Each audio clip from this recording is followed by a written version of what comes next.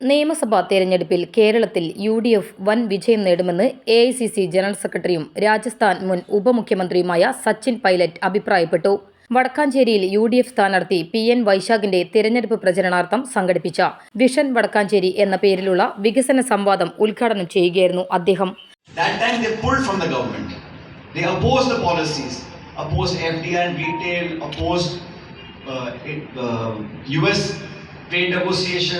But today,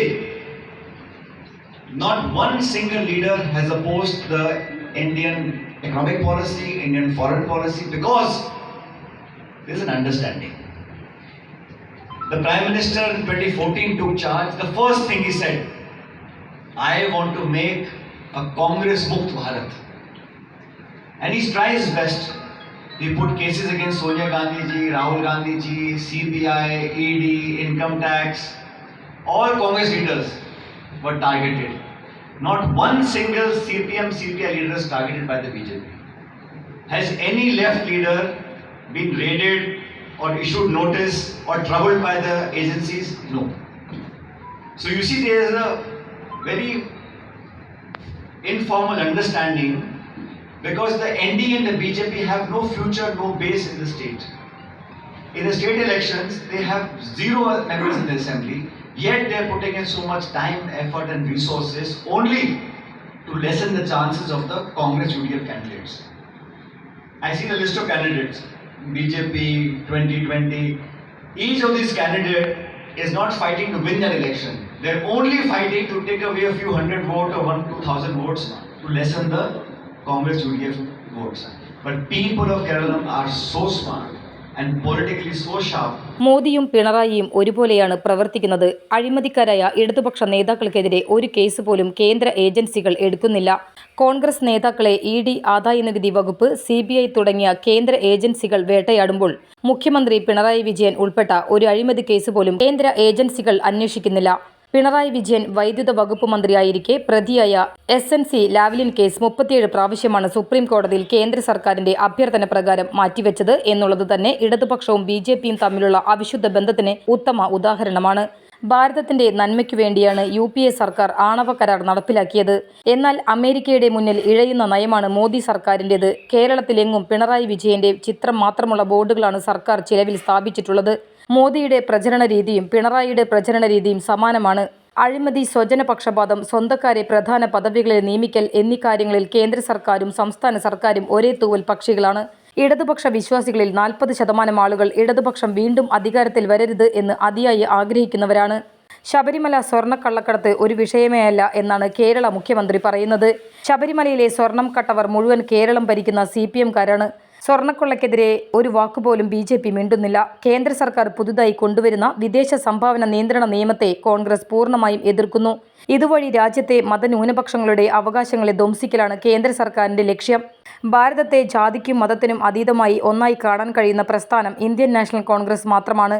Congress എല്ലാവരുടെയും പാർട്ടിയാണ്. പാവപ്പെട്ടവനും പണക്കാരനും ഒരുപോലെ ജനാധിപത്യ സംവിധാനങ്ങൾ ലഭ്യമാക്കിയത് കോൺഗ്രസ് ആണ്. നാട്ടിൽ ഇന്നും വിഭജന രാഷ്ട്രീയമുണ്ടാക്കുന്നത് BJP-യാണ്. ആസാമിൽ നുഴഞ്ഞുകയറ്റക്കാരെ കുറിച്ച് പ്രസംഗിക്കുന്ന മോദി ആസാം ഭരിക്കുന്നത് BJP സർക്കാരാണെന്ന് പോലും മറന്നാണ് സംസാരിക്കുന്നതെന്നും സച്ചിൻ പൈലറ്റ് കൂട്ടിച്ചേർത്തു. യോഗത്തിൽ തിരഞ്ഞെടുപ്പ് committee chairman K. Ajith Kumar അധ്യക്ഷത വഹിച്ചു.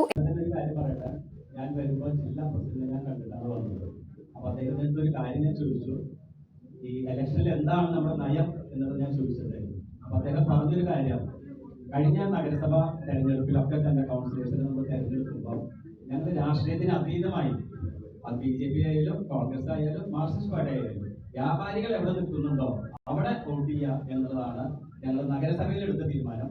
അത് തന്നെയാണ് തൃശ്ശൂർ ജില്ലയിലും നമ്മൾ എടുത്ത തീരുമാനം. വ്യാപാരി ആര് നിൽക്കുന്നുണ്ടോ രാഷ്ട്രീയത്തിന് അതീതമായി തീർച്ചയായും ഇവിടെ നമ്മളെ സംബന്ധിച്ച മദ്രാസ് ഹോട്ടലിന്റെ ഉടമസ്ഥൻ വൈശാഖാണ് നിൽക്കുന്നത്. തീർച്ചയായിട്ടും സർക്കുലർ ഇന്ന് ഇറക്കുന്നതാണ്. എനിക്ക് പറയാനുള്ളൊരു കാര്യം, വൈശാഖിന്റെ അടുത്ത് ഇവിടെ പറയാനുള്ളൊരു കാര്യം, ഞങ്ങൾ ഒരുപാട് കാലമായി ഇവിടെ പറയുന്ന മാലിന്യ സംസ്കരണവുമായി ബന്ധപ്പെട്ടുകൊണ്ട് വളരെ നല്ല രീതിയിൽ നടക്കുന്നുണ്ടെങ്കിലും ഇവിടെ വെള്ളം ഹോട്ടലിൽ നിന്നുള്ള മലിനജലം ഒഴുകാനുള്ള ഒരു സംവിധാനമില്ല. അത് കഴിഞ്ഞ കുറെ കൊല്ലമായി നമ്മൾ പറഞ്ഞാൽ പോലും അത് പാസ്സായി, അല്ലെങ്കിൽ 1 കോടി രൂപ അതിലേക്ക് പാസ്സാക്കി എന്ന് പറഞ്ഞാലും അതിൽ നടപ്പായിട്ടില്ല എന്നൊരു ഖേദകരമായ ഒരു കാര്യമാണ്. നമ്മളെ സംബന്ധിച്ചിടത്തോളം. അപ്പൊ വൈശാഖ് ജയിക്കുകയാണെങ്കിൽ അതിന് പ്രാധാന്യം കൊടുത്തുകൊണ്ട് അത് ചെയ്യണം എന്നുള്ളതാണ് എനിക്ക് പറയാനുള്ളത്. സച്ചിൻ പൈലറ്റ് അവരോട് എനിക്ക് പറയാനുള്ളത്, ഈ നാഷണൽ കലാമിറ്റി വരുമ്പോൾ വ്യാപാരികൾക്ക് ഒരു തരത്തിലുള്ള ധനസഹായം നൽകുന്നില്ല.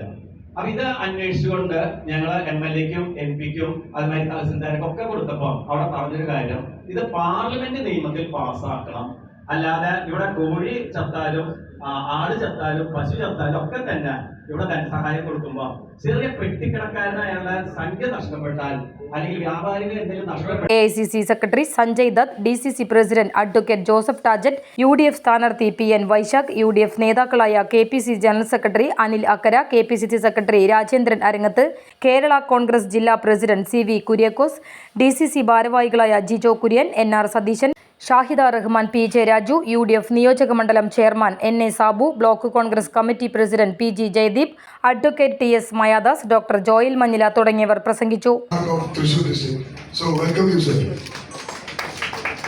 പ്രിയമുള്ളവരെ, നമ്മൾ നേരത്തെ ചർച്ച ചെയ്ത് നിർത്തിയത് വടക്കാഞ്ചേരിയെ കുറിച്ചുള്ള എൻ്റെ കാഴ്ചപ്പാടുകൾ നിങ്ങളോട് പങ്കുവയ്ക്കുക എന്ന സെഷനായിരുന്നു. അതിൽ മൂന്നാമത്തെ പോയിന്റ് പറഞ്ഞുകൊണ്ടാണ് നമ്മൾ വൈൻഡപ്പ് ചെയ്തത്.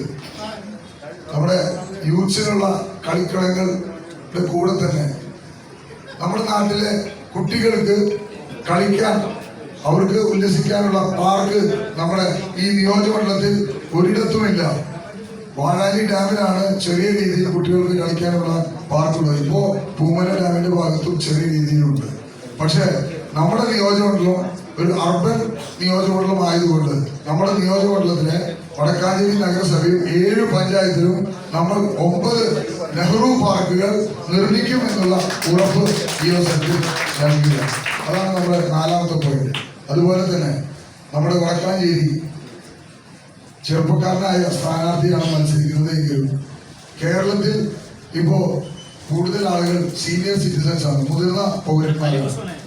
അവരുടെ അഭിപ്രായങ്ങൾ, അവര് ചെയ്തിട്ടുള്ള കാര്യങ്ങൾ അടുത്ത തലമുറയ്ക്ക് കൈമാറുക എന്നുള്ള ഉദ്ദേശത്തോടു കൂടി നമ്മൾ വെൽനസ് പാർക്കുകൾ വടക്കാഞ്ചേരിയിലെ 9 മേഖലയിലും സ്ഥാപിക്കും എന്നുള്ള കാര്യം കൂടി ഈ അവസരത്തിൽ അറിയിക്കുക.